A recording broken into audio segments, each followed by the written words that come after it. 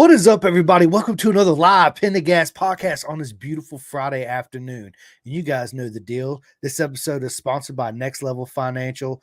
Take control of your financial future. Get your complimentary financial needs analysis today via Seth Starnes. He's an absolute legend. A lot of people know who he is in our sport. And secondly, Sean, I say this to everybody. You know just as well as I know, there's nothing like a custom suit because it's made tailored specifically for you. So I need everybody to go to bisontrack.com and get your suit started today. Right here. I just got mine a couple days ago. I absolutely love it. I've been wearing it around the house like a freaking nerd. My wife's like, you gotta be kidding me, right? But we all do that. We're all guilty of doing it, especially when we get fresh new gear and the gloves. We're like, oh yes. But listen, people, you pick out the design, the colors, the logos, perforated, non-perforated, race fit, loose fit, undersuit, chest protector, get you a set of custom gloves like I got too. So I got me a set of the Bison custom gloves, you know, with the Pin to Gas colors and all that good stuff. And I absolutely love my gear. So listen, bisontrack.com. You will thank me later. But anyway, ladies and gentlemen, it's an absolute honor to have my friend and the legend himself, Sean Morris, on the podcast today. What's up, Sean? Not much. How's everything going with you? Oh man, it's been busy, bro. Absolutely busy, right? It's a 4-day weekend for most everybody. We got a MotoGP race this weekend, which I watched free practice one. Did you? No. I actually was working this morning, so didn't have time. I wanted to, but couldn't. Listen, I understand I that. saw that Mark Marquez was he led FP1, I think. So pretty pumped about that. Yeah, he did, man. You know, there's been a lot of man, I'm guilty of it too, Sean. So I'm a huge Rossi fan. Ever since he started in '95. Yeah. I named my son Hayden Rossi after Nicky Hayden Valentino. So I've been diehard Valentino Rossi through and through, and the whole feuds with Lorenzo and Sete Juvenile and Biaggi. I've been there, right? All the emotions, and it was a beautiful story. But I find myself now that it's hard for me to be attached that emotionally in MotoGP just because there's a lot of riders I like. My opinions changed a little bit, right, since Rossi retired. But my favorite riders and racers are my friends that race all across the world. Those are my favorites. You, everybody else, Isaac Woodworth, Avery Dreyer, Ella. I mean, the list, Romeo Chavati, list is long, right? But you guys are my favorites. You guys and you girls. I would love to see you guys succeed, and I'd rather give you guys the $50 or whatever and buy your guys' t-shirt, right? Than Pedro Acosta or anybody. But yeah, since Rossi's retired, I guess my point is there's a lot of people I like. As far as Marc Marquez goes, I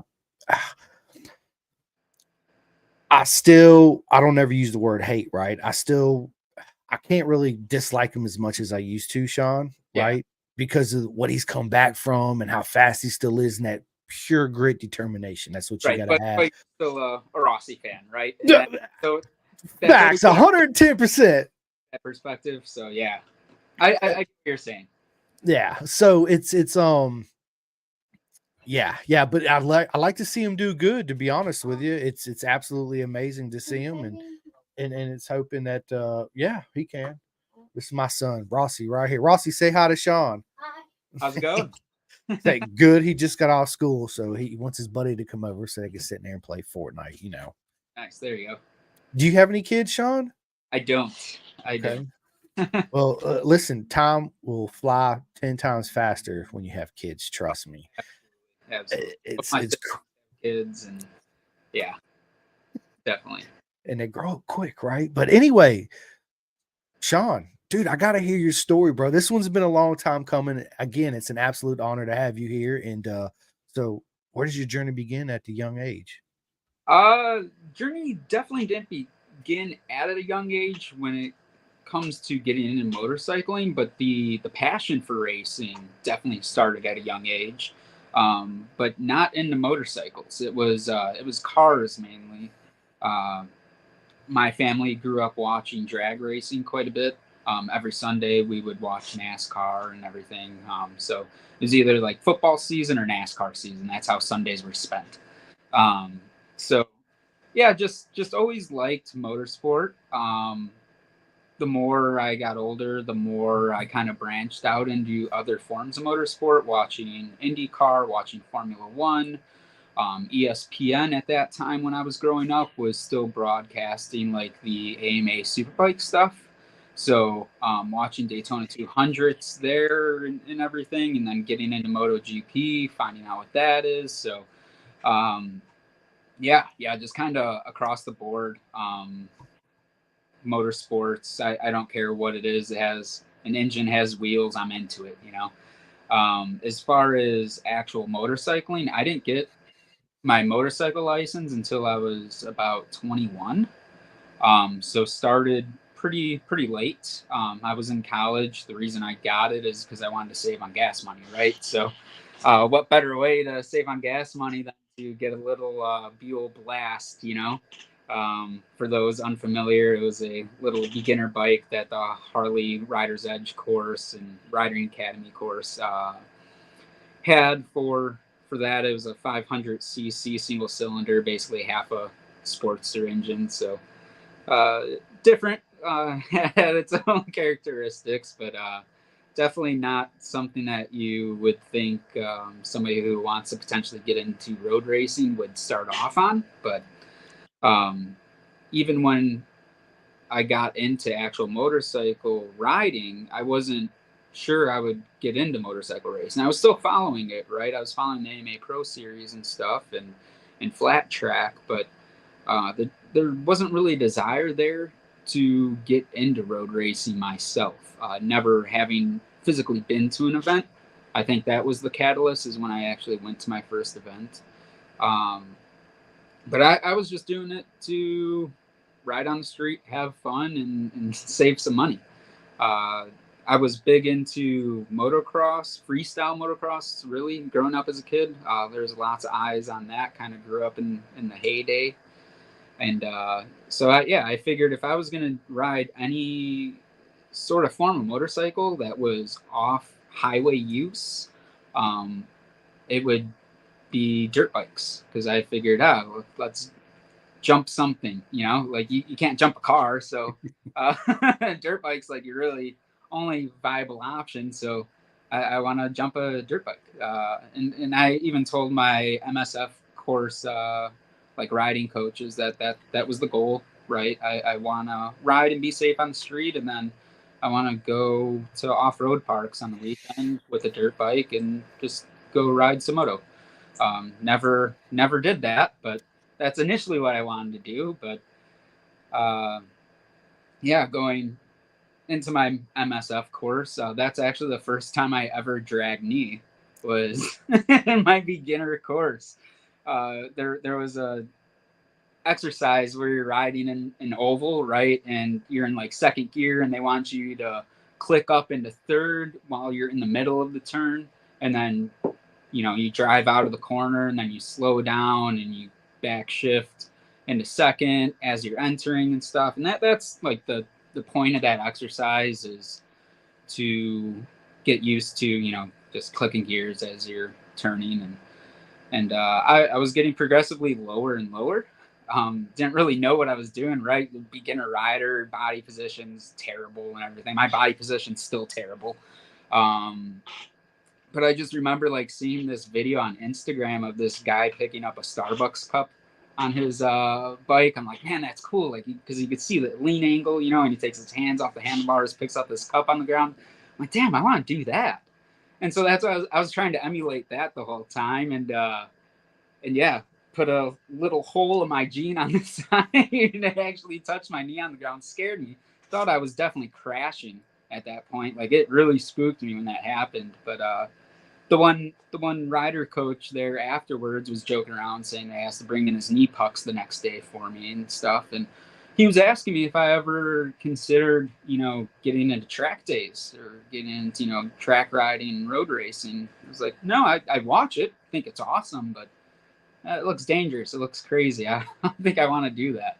I want to go jump something, which is definitely more dangerous.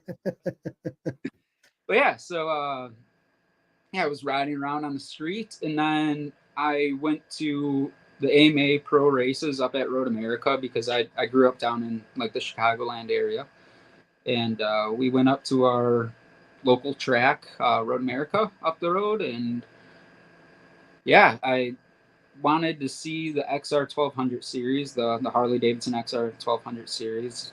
Huge Harley Davidson fan. My dad was riding an XR 1200 at that time, so it's like, man, what does a pack of these sound like in person? And you go there, and we went to like right by Bill Mitchell Bend, is like right the first viewing spot I've ever seen road racing from, and that's like turn 13 at Road America.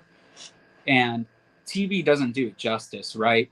For the lean angle and everything. Like you can see it again. I've watched it on TV as a kid. I had road racing games and stuff on my PlayStation 2 and played those. And yeah, you see it, you see the photos, but when you actually go there and you're like on top of the action, it's like, holy shit, they're like pancake to the ground, you know?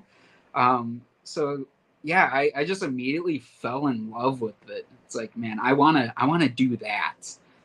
This is my personality now. You know? Everything changed. Yeah, absolutely, man. That's a great story, man. I want to take it back to the MS course, man. Going around because I took one too. You left-handed, you're like, I want you to change. I was like, but luckily for me, I always ran GP shift on all my street bikes, right? And a lot of people struggle to get your foot because you really can't in the left-hand corner, especially when you're getting lower and lower Right. to upshift, But yeah, course is a great course for sure. Yeah. And I'm like you. I grew up watching AMA back, Ben Spees and all them guys, even before them. It's when you go there and you see tracks you see on TV for years, you're like, yeah, this is this corner, and you're like, holy shit, look at that turn, or look at the undulation here, and look how steep it is. It's like turn one at Coda. Have you been to Coda? No, I haven't, but I do sim racing, and I recently in the past year have gained access to a VR headset, and that really puts it into perspective because yeah, I've watched it on TV, I've played video games, on just a flat screen and stuff, and then you get into VR and you're looking up at like turn one, you're like, holy cow, that is steep. So I can't imagine what that looks like in person because still that's virtual reality. You're still not going to really appreciate that perspective until you're standing on pit lane up at one, so yeah. Or you're walking up the hill where turn one is so you can watch, right? Yeah, it's No yeah. way. Been there and done that several times there. And I just want to touch base on another track. It's my favorite track of all time is Cadwell Park. Same thing. You watch it on TV, you've seen it in many magazines, photos all over Facebook. You should just go to my Facebook page. There's a million of them. But when you're there actually, and you see Ryan Vickers or Josh Brooks just full send launch it where the rear tire is 6 feet above the ground, and you're standing at the bottom looking up at the mountain, and you're like, holy shit, this is absolutely the most beautiful thing I've ever seen in my life. Let's go. I just get all amped up, and man, it's absolutely beautiful. But listen, we actually have some comments up in here. We got my buddy Chris Lewis all the way from the UK. He says, hi, Chris and Sean. I'm glad I'm making comments on it live this time other than the recordings. Yeah, Chris, I ain't seen you in a while. And he also says this conversation has been discussed before, but I wish some of the aids on MotoGP bikes would be removed. Way too much on them bikes. What do you think, Sean? I mean, it's hard for me to have an opinion on it without really understanding what those bikes are like, what the tires are like, and everything. From an outsider's perspective, I would say yeah too. I think the electronics are kind of overkill. But you definitely need them to some degree, right, on those bikes, and unless you want to just go out there and pitch yourself to the moon every couple sessions. So I get you have to have some to mitigate that, and you can't go full BSB and take everything off those things. Yes, we can. Why not? I mean, yeah, we could. What added a 500cc bike, so but yeah, I don't know. I see it from both perspectives, I guess. Yeah. That's why I love BSB so much, because they're racing full 230 horsepower motorcycles. The electronic aids, this is your traction control, your right foot, your anti-wheelie.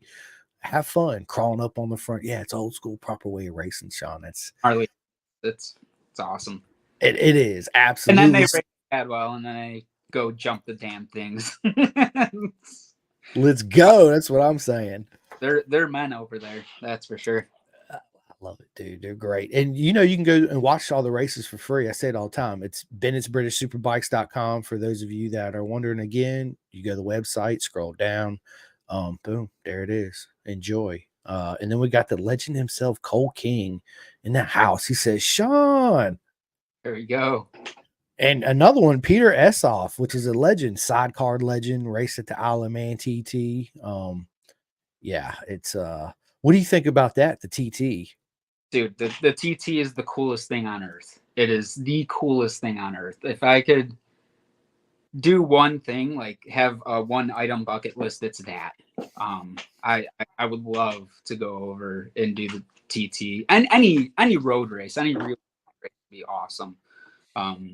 Although they're becoming few and far between, they're all unfortunately going the way of the dinosaur. But yeah, the TT is the coolest thing in the world. I definitely want to go over there someday and spectate. Absolutely on my bucket list. It's my favorite race of the year. And I tell people it's the most beautiful thing you're ever going to see in your life. I mean, it's absolutely just beautiful. That's all I can say. Proper mega, right? Let's just keep it real. It's yeah, man. And Sean, let's go. Let's set it up. Let's get you over there on the TT course, man. Let's make this happen. Yeah, I don't know about that. I can't even pay for entry fees at the club level, here. So I don't think I'll be able to make a TT or a Manx Grand Prix or anything, or Northwest 200 in Ulster or anything. Nothing.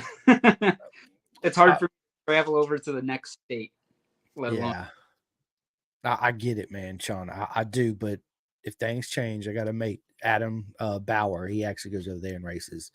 I actually got a couple friends over here that go over there. I can put you in touch with, and they can give you all the ins and outs and the cost and what to do and all that good stuff that goes in the behind the book details, So getting a bike, taking the course.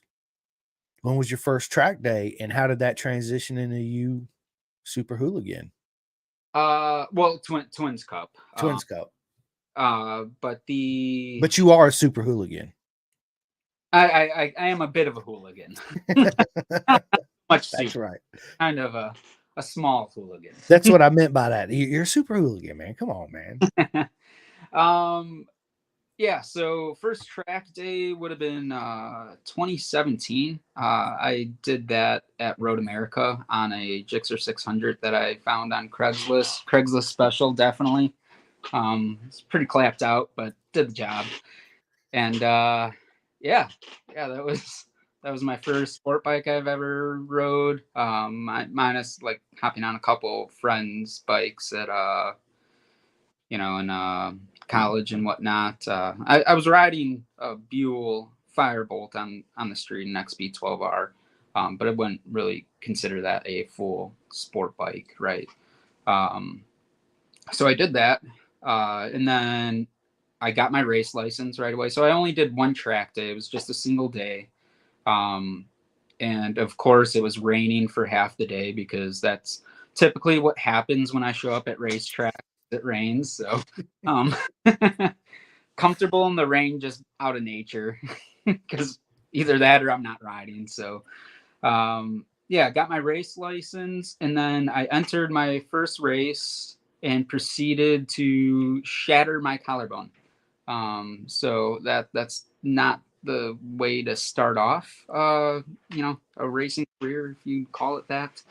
It was at Blackhawk Farms, and there was a rider, got stood up, came right underneath me, and I'm a slow guy, just literally have 2 days under my belt, just trying to figure this stuff out. And yeah, I think I accidentally clicked up or down because my foot position was terrible back then, right? So ended up having a false neutral and went in the grass, and that was all fine. But there's a little dip there on the exit of 6A or whatever on at Blackhawk Farms, and I just remember getting pitched over the handlebars, coming out of the seat.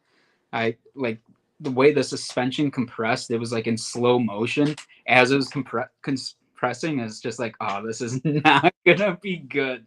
And yeah, I just went right over the bars, and I just remember tumbling and then coming to a stop. I'm like, Jesus, this is terrible. this is not the way to start off. So Yeah, I think everybody remembers their first try. I did it too, except for I was at VIR going into turn one, thinking I was Ricky, Bobby, Valentino, Nikki Hayden, Rossi, right? Just yeah, I'm gonna get everybody. I'm gonna outbreak everybody. Yeah, wrong thing to do. Absolutely at VIR, right? Because it's right. when you approach it, you feel like you got a million miles, even though the breaker might you really don't. And yeah, it went off right there. And I just remember it right before I went off the track, I'm fully in the dirt. It slowed down to where I was like, oh shit. And then I stood up and I was like, am I okay? Well, this sucks ass. It's yeah. Everybody remembers that the first time going down. Yeah. It's yeah, it's intense. But at the same time, it's a great learning experience. Oh yeah. And you humble yourself very much so especially when you know exactly what the fuck you did wrong. Absolutely. Yeah, I've had 4 crashes so far. But the last crash I had, I didn't really learn anything, and that kind of, well, I did learn something. I learned, don't race on 2-year-old tires. Don't try to save money there. It's going to cost a lot more than a new set of tires. Facts. It just gave out on me on exit. Did nothing wrong. Didn't do anything egregious with my inputs. It was just there and went, boop, it's gone. And it did it to me the previous lap, and I just thought that there was something on the track and whatnot. But yeah, yeah, crashes definitely are great learning experiences. But I try to stay well underneath that limit just for budget purposes. I hear you, man. It's you have fun, you show up, and then when you crash, when you get back and everything's dusted and said and done, and you're like, well, this is gonna cost me $4,500, right? Like, yeah.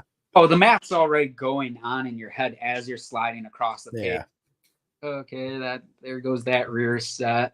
Putting holes, bearings there. That's gonna cost that much, and yeah, it's like everything slows down when you crash, and you're just worrying about, man, this is gonna be expensive, isn't it?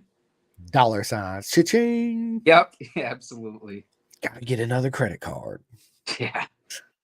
Yeah, I like that laugh because we all been there. Yeah, for real. You're like, yes. How many credit cards do I got now? Yeah. Yeah, I have people telling me that I need to open up some credit cards and find ways to go to code. So you should. I'm on the entry list just because I don't know if that might be my last chance, right? I'm running an SV, and not only an SV 650, but a second gen. The thing's 21 years old at this point. So I doubt it's going to be homologated for next year. I'm the only one running the SV. I could see if they keep the SV homologated, they might just be the 3rd generation, right? The most current generation. But yeah, everybody's kind of gone away from those. But it was my only way of getting into professional road racing, and so that's why I took that shot. I'm not out here thinking that it's the most competitive, piece of kit. I know what it is, but it's cheap. So that's my only way. Exactly. And you're living the dream. That's what it's about. Absolutely. I mean, who cares what bike you're on? You're living the dream. You're out there. You're in Moto America. There's plenty of people listening or that's going to listen to this. That's exactly what they want to do. Have that patch, line up on a grid for real. It's a huge deal. Absolutely. Yeah. So I applaud you, dude. 100%. Like I said, absolute legend, bro. Absolute legend. So let's get back into the race talk, right? So your first track day, you got the crash out the way. What made you decide, you know what? I'm going racing Moto America. That was always the goal. Moto America. Right. You always want to do it at the highest level, whether you're getting into, dirt track cars or flat track, bikes or motocross. Like the goal, I don't care who you are. If you're getting into it, you're always thinking about like, man, what if I go pro? or how can I go pro? And you're always like scheming ways on what path you can take, how you can make it work. So I think anybody who gets into racing has that competitive spirit in them and kind of wants to chase after that. And that was something that, I wanted to do right from the get-go, right from that day that I went to Road America and actually watched it in person. Not having ever done a track day when I was there or having any track experience, you see the back markers, right? And you're like, oh, I can do that, right? That guy's just putting around.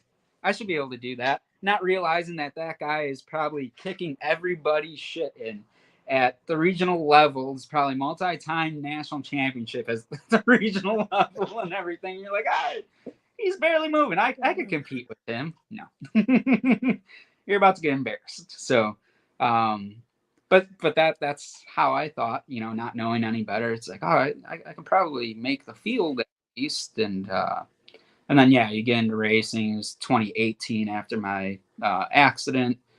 And I raced, I think, 3 rounds that year, 3 weekends. And I was just super slow, absolute dog shit slow, right? Not competitive or anything, but I was having fun, and I was chipping away, even though I was severely off the pace. Every time I've gone to the track, I've gone faster, and that's still true to this day. So, I go there to have fun, right? I'm usually pretty light. I don't take things too seriously. Kind of always been that way since as a kid playing sports. I played baseball and football, and definitely know that the looser I am, the better I'll be. If I get uptight about anything or start taking things super seriously, you're not going to be as successful, right? So. Keep it pretty loose, but still, as soon as I come off track, I'm in the notebook. I'm writing things down. I'm working on something every single session, just breaking things down. Okay, I'm going to work on turn 1 here. I know I'm terrible here. What can I do better? Just taking things and breaking it down into bite-sized pieces every single time I'm on the track, right? I don't have that much track experience. I don't go out there too often. I make it out to the track when I can afford to. So I have to definitely maximize my my efforts when I'm actually physically on track. So so I went out 3 times in 2018. Only podiumed, I think, once. And again, that's as an amateur, and that was like in Rookie Cup GTL. I was on a Buell that season. And then 2019, I made it out to just 1 track day. That was it. And then 2020 hit, and I had a pretty good job. And I was still working, and the whole world shut down. And it's like, I have time now to go and, get out a little bit more. And it's like, shit, who knows? We might not be here tomorrow. So I'm just going to start racing, So I tried to do a full season that season, but still missed a couple rounds. Had various bike issues where a lot of the times I was having to pull off early in races due to, again, various issues, but still made it out to quite a few rounds, won a couple regional level championships that season, started building up the pace where I could run with, the top level amateurs or, mid to back of the pack experts. So was feeling pretty confident. 2021, my goal was to win a national championship in Daytona. The previous year, I went all the way down there and had a bike issue, had a part break on the Buell. It was actually a shift knuckle, which is, it's this cast piece. Should have had a forged one on there. Should have had some aftermarket one, but not a piece that you're really expecting to break. And then it did break, and I was calling around to all the Harley dealers in the area. Nobody had that part in stock. I'm trying to find things that I could overnight to the track and just couldn't. So had a bad taste in my mouth, wanted to go down there. That was the goal of 2021, was to go down there to Daytona and win a race, right? Especially being a kid who grew up watching NASCAR, and Daytona is definitely this, it's like the mecca of motorsport, right? And just to say that you won a race down in Daytona, it's pretty cool. Even if it's at the amateur level, it's still cool. But yeah, so did that. 2021 had some really bad bike issues with the Buell first time out that season. Ended up like blowing a head gasket, but it sounded really gnarly. Couldn't really exactly tell what was going on. If like the header pipe cracked, which is known to happen in one bend up in the front cylinder. Wasn't that. I mean, it sounded like it was a crank bearing, but there was no like shaking going on. Like it just didn't sound good.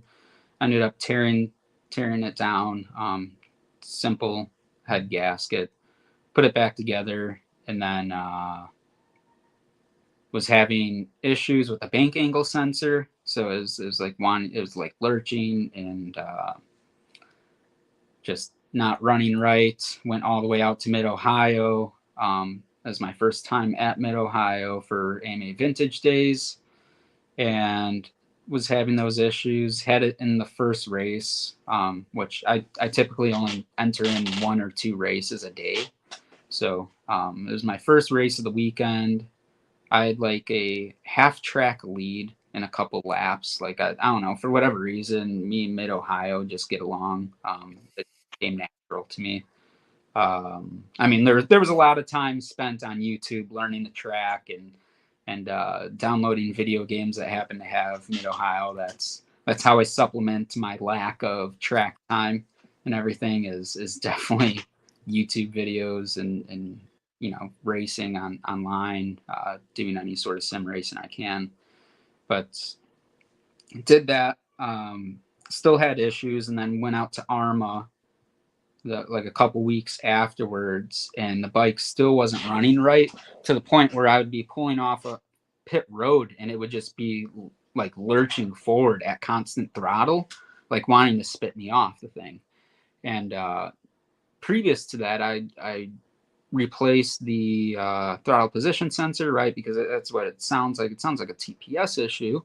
And Buells are known for that. It's like the joke in the community is that reset the TPS, everything's solved with the TPS reset. So I was doing that. It was good. We're thinking it was something with the tune. So I had somebody throw on a tune for a similar build that was at the track with a Buell, and just to see if it was the tune. I was just going to go around, make 1 lap, see if it was good, which it was. Pulling on a pit lane mitigated that issue that I was seeing. And I only got around maybe a quarter of the track. It was by the time I was at turn 3 at Blackhawk Farms. For those that are familiar, the engine just gave up. Had a really bad pre-detonation episode. Completely blew the pistons apart. They're pretty gnarly. Still have them somewhere. I used to have them on my desk at my old job. 2 blown apart pistons. People heard always come up, what are those? It's expensive. That's what they are. That's it. Those are big dollar signs right there. Yeah. So yeah, because of that, was kind of the end of my Buell days. It was April, or it was August when that happened, and then Race of Champions is in October, and it's like, man, I don't even know if I could source the parts in time to rebuild the Buell for a Race of Champions. It was going to be my last year of amateur no matter what. So and again, I really wanted to go down to Daytona, and I wanted to win a race. That was the whole goal that season. So ended up buying an SV650, just a completely stock SV, but it's reliable, right? It's completely different from what I was racing beforehand. It's going to go out there and make laps, and that's what I need. I need to actually finish a session, actually go out for a 15-minute practice session and complete 15 minutes, and not have to pull off for one thing or another. So I did that, got quality track time. My my fastest lap ever at Blackhawk Farms, like my personal best, I dropped by 3 seconds that weekend. First time on the SV, still setting up the ergos and everything. So felt really good. There was a Moto America guy there that weekend too. Wasn't from the region, right? So he's learning the track and everything. But I was able to catch a toe off him and get pulled into, faster lap times. And I was like, holy shit, this is a pro. I'm an amateur, and at that time I felt like I was a pretty slow amateur, but that's kind of where I had that breakthrough, is catching a toe from him. And it's like, man, I think I might have something here. I think I might be figuring it out, right? So went down to Daytona with some confidence, and ended up winning the ultra light superbike race, right? Because it's an SV650 class, so there's only like 3 of us in the race too, and there was like one R3 that was actually getting past me, because the second wave of the race was some sort of lightweight. And there was an expert on an R3 that was like pulling my SV on the straightaways. I was like, holy shit. How is this happening? Right. Are you kidding me right now? Down, I have the GPS lap timer. I'm doing 131, and this guy's probably doing, 133, 134 on an R3. It's like, holy cow, that is impressive. That's awesome. So, but yeah, so I had a blast down there. It's super fun. And then 2022, that was my first expert season. I only got out once. Just because of funds. I started a new job, moved, and everything, so just didn't have the money available. And then last year I did a track day, which was my second track day I've ever done. And then did 4 rounds of racing at the expert level and started putting it together. But I think the biggest catalyst for me in having that kind of breakthrough moment was going to American Super Camp, for sure. Like, I've never gotten any sort of formal instruction for road racing, right? The way I've gotten better is just kind of picking up on things around the paddock, pointers that people give me, and again, YouTube. YouTube certified mechanic, YouTube certified racer. People joke about it, but you can learn a ton out there. That and just getting books like Twist of the Wrist and everything, and just becoming a student of whatever you want to be, right? Not limiting yourself on knowledge, and actually craving it and getting better is huge, right? And especially, again, for a guy like me, who I still have a very small track time and experience. There's guys who probably get more track time in a year just going to track days, like track day guys, than I have in my whole career, if you want to call it that. So it's stressful, right? And that's the thing that stresses me out, because it's nonstop. I'm always on YouTube looking up videos, looking up onboard videos, or just trying to learn new things. Always on the internet trying to learn new things here. There's a lot of time investment that I put into it, just because, well, it's free, right? I know I'm at a deficit in terms of experience, but I can do something to get better, whether that, it's not on an actual bike, but it's something. But to go backtrack, American Super Camp was the only formal like racing instruction I've ever had. And I never have been on the dirt until I went to Super Camp, and that was just a whole transformation. Just feeling, right? I was riding before, but I was riding with no feel. I couldn't tell you what the front was doing. I couldn't tell you what the rear was doing. I was just going around. The wheels were always in a line. I was never got bent out of shape on the track. I was always in line. And getting to Super Track, learning what limited traction feels like, how to manage that, how to mitigate that, but most importantly, how to be comfortable with it, was a game changer, immediate game changer. To the point where, yeah, I could just feel everything on the front. My braking got better just because I'm feeling all these micro movements from the front.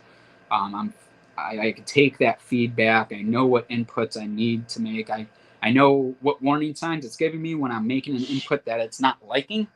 And especially with racing on old tires at that point, because the tires I purchased in 2021 at Daytona were what I raced on last year. So,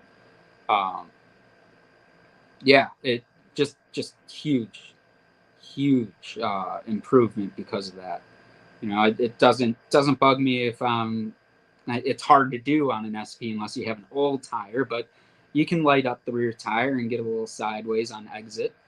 But it doesn't bug me at all. It don't even bat an eye. Heart rate doesn't even change. You're just riding at that point. It's just a product of what you're doing. So yeah, absolutely obsessed with Super Camp. Definitely need to make it back out there. That was huge, but that actually drove me to get a TTR 125 that I subsequently used for like mini moto up at Road America with the Supermoto guys. It's not the best tool for it. It's very uncompetitive, right? It's a completely stock TTR. The first year I raced it, it was on stock suspension, so it was sprung for like an 80-pound kid. But it's like, I'll save up enough money and get springs next year, which I did. And yeah, it's a lot better now. And then doing flat track, Mad Dog flat track is huge too. So kind of making, huge strides in flat track racing as well. And all these things just help with road racing. It's seat time, right? That's the biggest thing that I need. That's it's not a secret. If I had more seat time, I would definitely be more competitive. But it's just trying to find a budget friendly way of doing that. And I think what I was able to do with the flat track, with the mini moto, 2 years ago, the ice was good. Last year, ice was terrible. But up in Wisconsin, there's ice racing opportunities on frozen lakes and everything, and that's really good. That teaches you quite a bit, and it's very cost effective. So I would do those things, as well as racing in VR, virtually, and just trying to cram as much information as I can in my head and learn as much as I can. So when I go to the racetrack for road racing, I'm as prepared as possible for a fraction of the cost. It'd be great if I could do track days, and do 10 track days a year, but it's just not realistic for my budget. So yeah, a lot of people don't realize how expensive our sport is. It's absolutely it really is. We need to find a way, and I talk about it all the time. Sean, but America needs to find a way to make, especially your first two entries, as cheap as it can be for Moto America in order for us to thrive and be where we want to be. I think, like you said, even doing track days, 10 track days a year. I mean, it's a lot of people don't know, man. If you don't already have your bike safety wired and all this good stuff to it, and the tires, and I mean, you're looking at least $1,500. It's worth it. It's the best drug in the world. But I have a question for you, man. What do you think the biggest thing that flat track does for road racing? just comfortable with sliding, comfortable with low traction, right?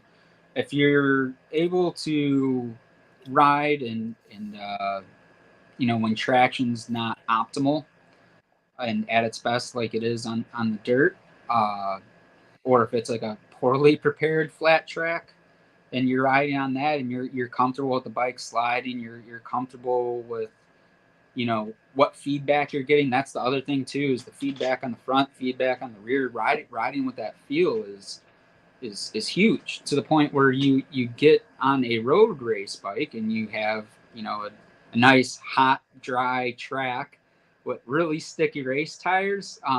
You then realize, like, holy shit, I can push this thing, right? And you're waiting for that warning, you're waiting for that tire to go off.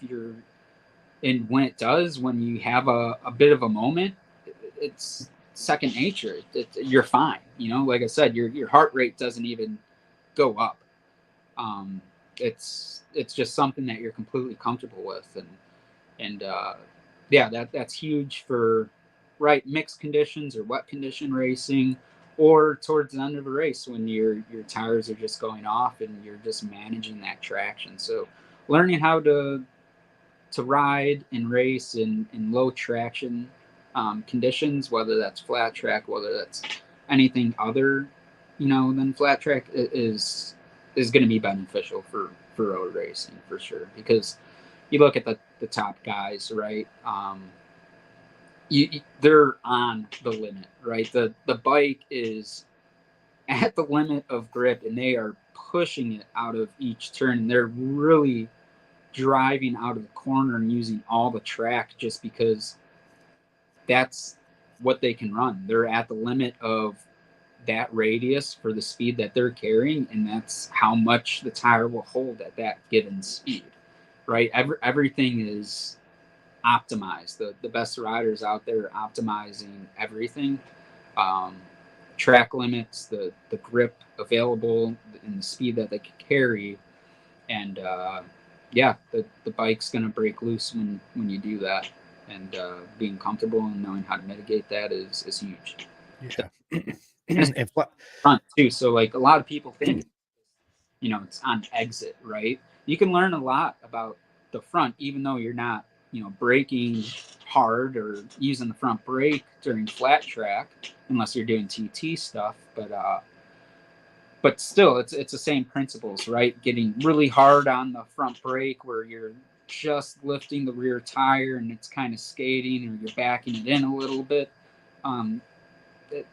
It's not scary when you're doing flat track, right? You're used to those feelings, the sensations, the forces. So yeah, it really helps you extract the most out of a bike. So. Oh, for sure. I could totally see it. It's something I always wanted to try, was flat tracking. Always want to try. One day I will. I'm gonna have to get up with you and Colt King and a bunch of my other mates that do flat tracking. And Yeah, talk to Colt. I'm just some guy who does Mad Dog flat track, a little TTR 125 stuff from time to time. Cole's the guy to talk to. Yeah, Cole's absolute amazing. I had him on the podcast. He was actually my longest podcast, bro. We went almost 4 hours on this podcast. Yeah, it was an amazing time, and I finally met him at Mid Ohio this year. It was my first time going there. Watched it many years on TV, and it's a nice track, man. I like it. How the only thing I didn't like about Mid Ohio, I just got to be honest, is the way their pits were. You got the upper pit and the lower pit. And it was like gated off. Like, I'm like, this is so un-Moto America, because every Moto America track you go to, it's wide open with the awnings and all the semis and the privateers and all that good stuff everywhere. It was just a little bit different, right? But it was a cool track. It was a good spectator track too, as well. Yes. Yeah. Very, very much. Yeah. 100%. So 2024, let's talk about that. Yeah. So 2024 ended up purchasing a Moto America prepped SV650, because I was just on the stock SV, and for the cost of rebuilding the engine and everything, and getting engine case sliders, stuff like that, I wanted to throw on different body work that would maybe be a bit of a performance advantage, and maybe need every ounce of health that I could get right running an SV, especially knowing that I was going to take it to Road America, which probably isn't the best track for it. I just stumbled across a package that had everything that I wanted. So I purchased that bike, and wanted to refresh the engine, so I took it to a local shop here in Wisconsin, and Yeah, just had them re-ring the bike, which they actually had to do some cylinder work because the cylinders were in rougher shape than I expected, and had them do suspension work for me too. Typically stuff that I would do myself, but I live in an apartment, have a pretty small garage, have had two SVs in there, a TTR, all these spare parts, pallet racking to hold my tires, and all the bins with the spare parts because the Moto America prepped SV that I purchased had a ton of spares. So I have bins laying all around, a workshop table, and all my tools. And it's like I don't have room.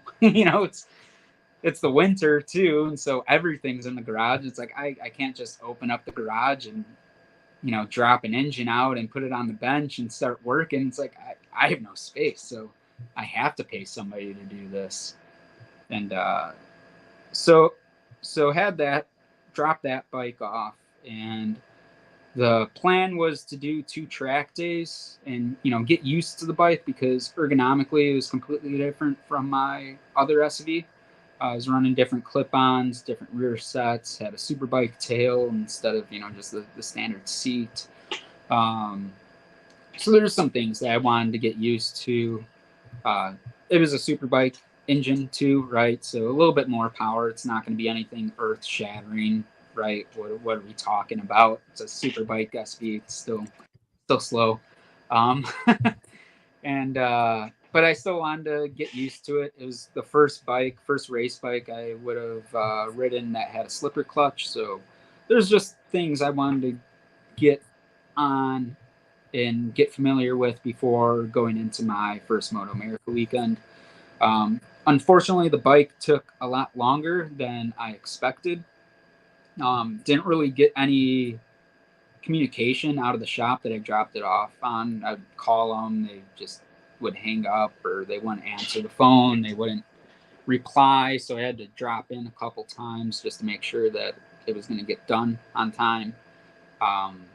They weren't really transparent with the quote either. So when I got the bill for it, it's like, damn, I could have bought 2 of these things, And I already had to take out a loan to pay for this SV, even though it's cheap. Like I just didn't have the money. But this is, if I want to do this, I need to do it now. Have the Moto America license this year. I did enough rounds, scored enough points to obtain the license. Again, I know that they homologated the GSX 8R, and the SV's days are definitely numbered, right? Might not even be homologated for next year.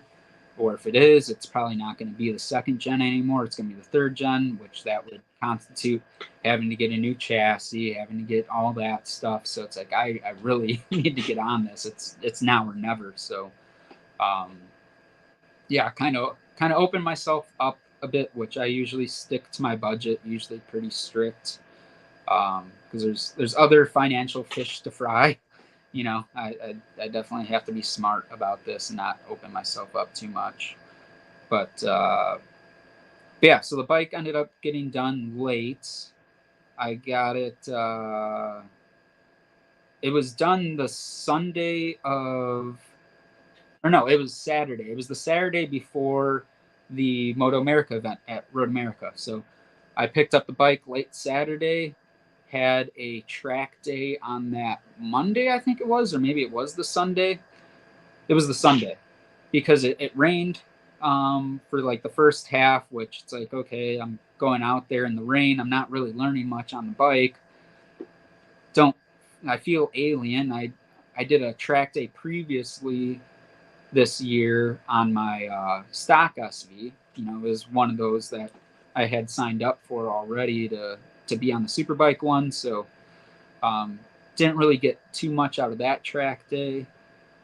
And, I'm trying to learn things on this bike, and I never been on Dunlops too. So this is the first time this season being on Dunlops. I want to learn what the tires feel like, what the warning signs are, what the feedback's like, right? Because I usually race on Pirellis at the club level, and those things are so mushy and gushy. They're super soft. You can feel everything on the front, and I love that, and that's how I was making my speed when I got faster.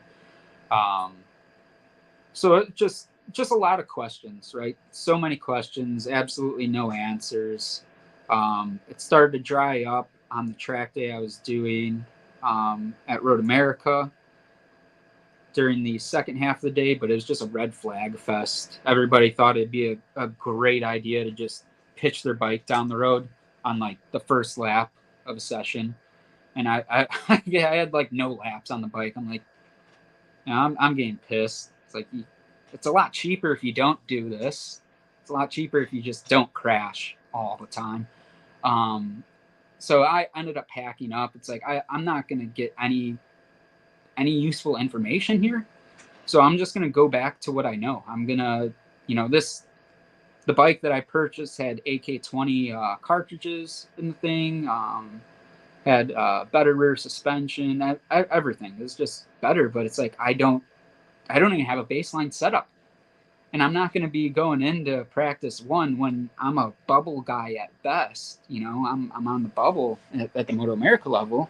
It's like this isn't the time for me to figure this shit out. It's not enough time for me. So ended up bringing it back home, swapping the front end, swapping the rear shocks. I still had body work that I needed to do. Still need to hang the new stuff, wrap it, whatnot. Pulled a couple all-nighters. It was a pretty rough week going into that the Road America round. It was pretty gnarly. Definitely sleep deprived, but yeah, got there and was actually able to make it on, to the track where, I think that was Wednesday, the day before load-in day. It's like, I don't even know if I'm going to be there.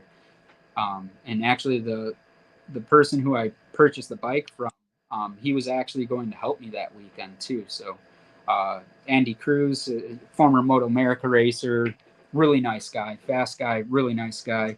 He ended up helping me. His former crew chief ended up helping me. Ryan Ramsey, his buddy Jeff, Terry, they both helped me. So I'm extremely fortunate that I had those guys in my corner, because when we got to Road America, it was nothing but issues again. Had my buddy from work, Eric, help me, and then my brother was there in and out too, helping. If I didn't have those guys in my corner, I wouldn't have made it through the weekend, because first practice for the Moto America weekend, I had a issue that was reminiscent of my Buell issue, where the thing, as I was going through the carousel, was just bucking. Like I almost became an astronaut a couple times there. Okay, I need to cool off. Felt like maybe it was a fuel pump issue. Maybe it was, getting starved, something. The SVs, that's kind of a common issue, especially with fuel tank foam that Moto America requires you to run. So I thought maybe the fuel pump was going on it, or either that or the throttle position sensor. But shit, I don't even know where the TPS is on the SV.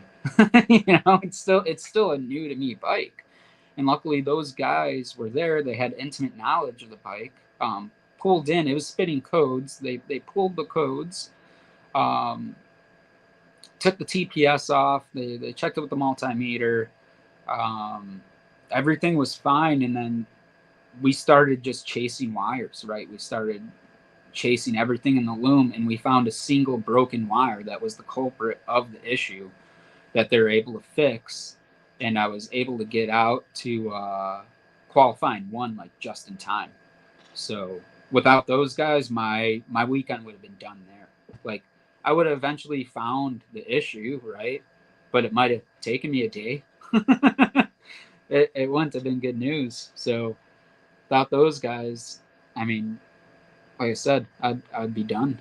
And then got out for qualifying one. Still had issues. The rear shock, when I was swapping the rear shocks, I must have completely forgot to reset it to the stock settings. I still had the rain settings on from the track day, right? So it was super mushy gushy.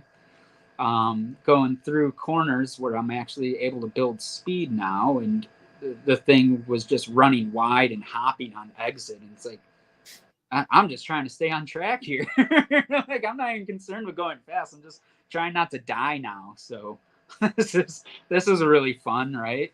Not the way I drew up my first professional racing experience. So, just again, so many questions, not enough answers. I was on the Superbike seat too when that was happening, and it's like I feel all crossed up. I don't feel comfortable.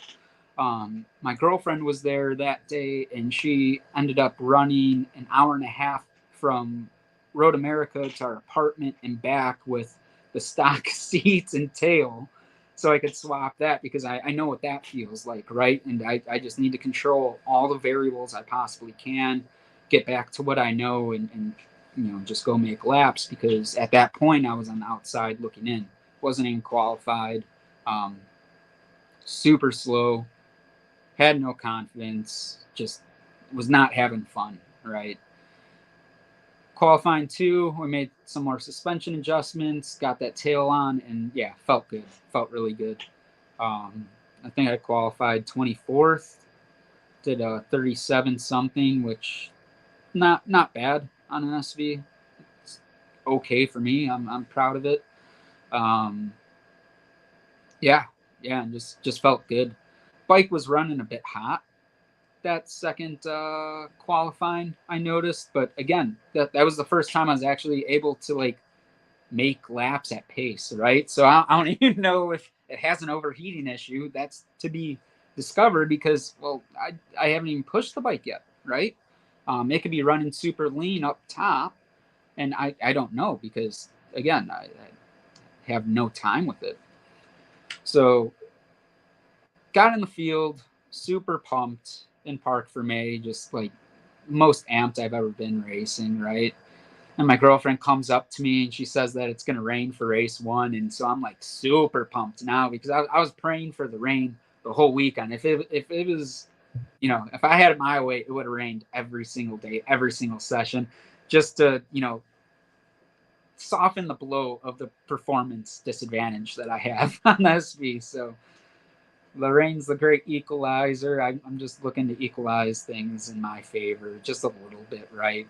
I can use all the help I can get. So, yeah, that first race ended up finishing in P11 in my first Moto America race, which I just wanted to quit right there. That was good enough for me. I'll retire. That's it. I'm done. It's not going to get better than that. And then, the race, the second day wasn't as great. I finished 23rd, but it still had some great battles during that.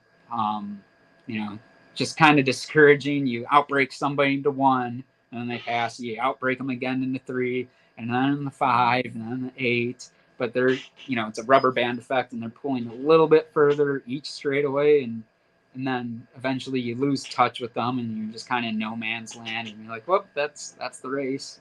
But then, the last couple laps of that race were pretty fun, but it was overheating quite a bit. Race 2 at Road America, so looked over everything. It was fine. Like, checked all the normal culprits. Everything was good. Just thought maybe it was a hotter day or something, and just could have been that, because it wasn't like severely overheating. And then went to Brainerd, so that was my second Moto America round, and had overheating issues there, which ended up cutting my weekend short, unfortunately. But still proud of how that weekend went. Have never been in the state of Minnesota, let alone at Brainerd. Never saw that track. Learned it through Assetto Corsa, because I downloaded a modded track that had Brainerd and stuff. So going there for my first time, qualifying 15th is good. I should be, excited or proud of it, and I was at that moment in time. But race 1, I had to end up pulling off the track. Bike was running at 235 degrees. It was burning up my leg. And it's like, this isn't, I'm putting around at the back at this point. because the thing's just down on power. The bike's running so lean up top, and it's like it's not worth an engine, right? Who cares where you finish? Blow the engine up, you ruin everybody else's day. You're out all that money. I'm not going to be able to recover financially from it. So it's like I'm done. You know, I didn't know if it was a fuel delivery issue or if it was just a tune. Which after pulling the bike apart and everything, it's tuned way too lean up top. So yeah, and that was basically it. Didn't go out that second race, that the second day, and that was it. Haven't been on a bike since, so it's it's just tough. It's tough just trying to get the people in place to help me out for that weekend. My girlfriend works a crazy schedule. All my friends work crazy schedules. So, just to go through that, the headache of trying to get people in place and everything, and starting off really good, which, Road America started off really bad and ended really good. And then Brainerd starts off really awesome. Can't ask for anything better. And then, it just ends like that. And I was going into that weekend too with the mindset of this is my last race. It's really hard for me to afford this stuff. I don't get that much help with it either. So it's just feels like it's not worth the squeeze sometimes. And for that to end the way it did is just not good. Definitely not good. It's been tough ever since Brainerd. So just trying to figure out what I want to do from here. I don't want to end on that note. That's not the way I want to go out. But as of right now, it's kind of what it looks like. I'm signed up for COTA.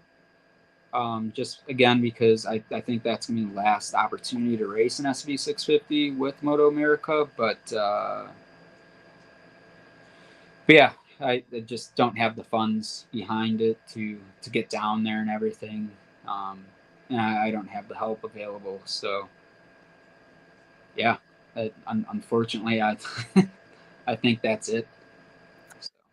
Well, let's see what we can do to get you to COTA. I know many friends in the paddock, and a lot of my friends are going to be there racing that weekend. So maybe we could have some guys pitching and help you out. If I live closer to you, bro, I'd be all in. I'd be like, let's go. I'm with you. That would be awesome. But yeah, I don't know. I feel bad taking getting any help from people. You know what I mean? Like I it's hard earned money that people help you out with, and you kind of feel guilty at the end of the day.